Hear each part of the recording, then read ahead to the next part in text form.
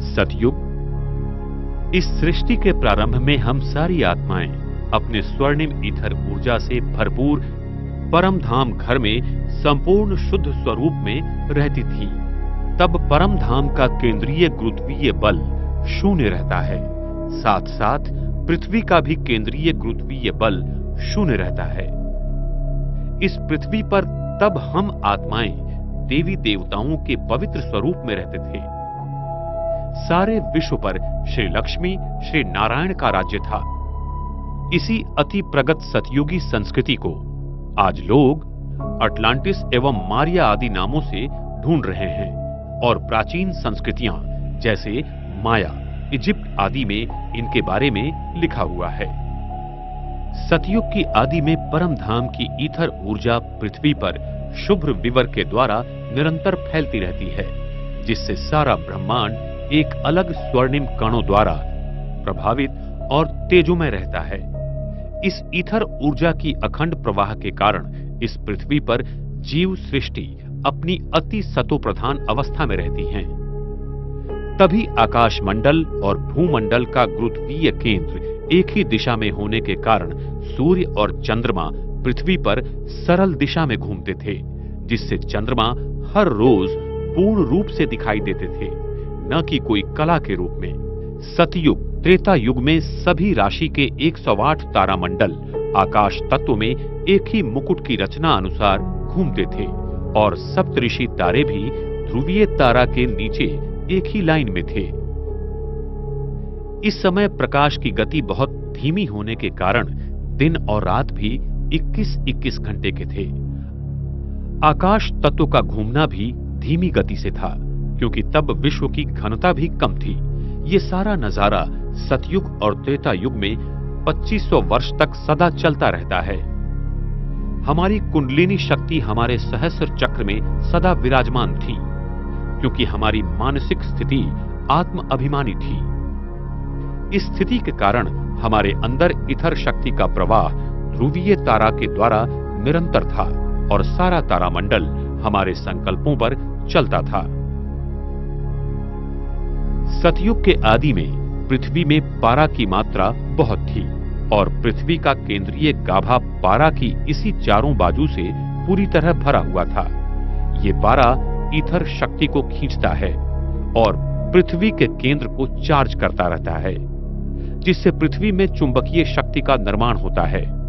सतयुग में पृथ्वी के चुंबकीय शक्ति मोनोपोल थी और उसके सारे ऊर्जा केंद्र एक ही जगह केंद्रित थे, जिसके कारण फिर अक्षांश और रेखांश नहीं थे और पृथ्वी का भूभाग कमल की तरह बना हुआ था। सागर का पानी मीठा और शुद्ध था, जिसमें नमक जरा भी नहीं था।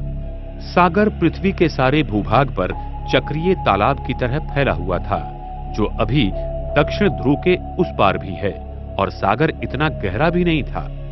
हर जगह उस भूतल को हम देख सकते हैं। इतना सागर का पानी स्वच्छ, शुद्ध और पारदर्शक था।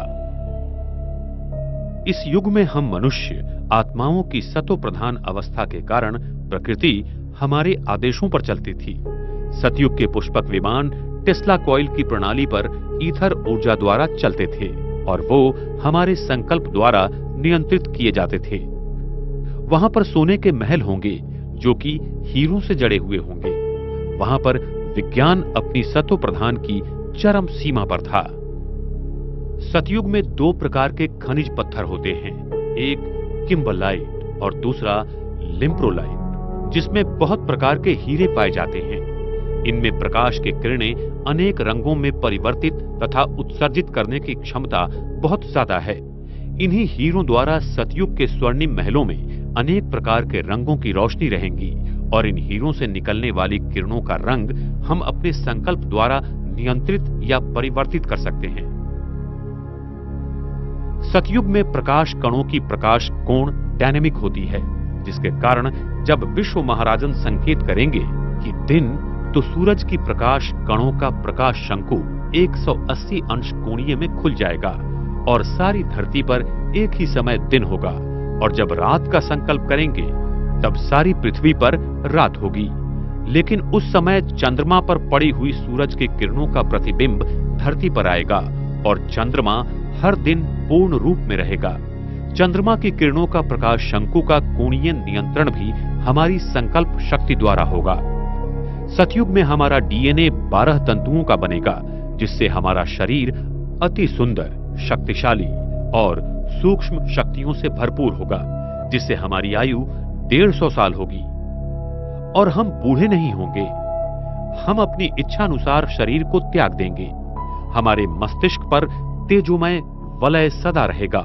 इसीलिए मंदिरों में देवताओं के आगे दिए जलाते हैं, क्योंकि उनकी आत्म ज्योति सदैव जलती थी। देवी देवताओं का जन्म भी पवित्रता की शक्ति से आंखों द्वारा नयन दर्शन से होगा। वहां काम विकार से कोई भी रचना नहीं होती है। वर्तमान समय में मोर पंछी का जन्म भी उसके आंख से निकले हुए आंसुओं को मादा मोर पंछी ग्रहण करने से होता है। इसीलिए उसकी पवित्रता के कारण कृष्ण के मुकुट में मोर का पंख दिखाते हैं और वो भारत का राष्ट्रीय पक्षी है। सतयुग में प्राणियों की रचना मैग्नेटिक फील्ड के रूप में खिलौनों के रूप में होगी और वो बहुत सुंदर और सात्विक होंगे। हम मनुष्य आत्मा सतयुग से लेकर त्रेता युग तक सदैव आत्मिक स्वरूप में 2500 वर्ष तक शुद्ध पवित्र स्वरूप